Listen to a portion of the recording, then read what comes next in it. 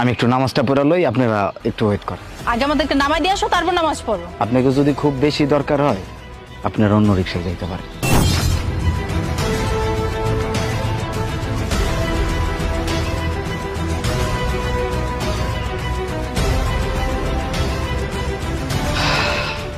এই যে মামা, তোমার জন্য আমাদের সময়টা নষ্ট হয়েছে না? ভাড়ার 1 টাকাও পাবা না তুমি। আপনি না দিলে আমার কোনো সমস্যা নেই। আমার রিজিকে যদি ওই 60 টাকা থাকে আপনি জীবন আমার পারবেন না। এই মামা, যাবা? কই যাবেন আপা? মিরপুর 12। আইসা উঠেন। কত দিব? 60 টাকা। চল চল।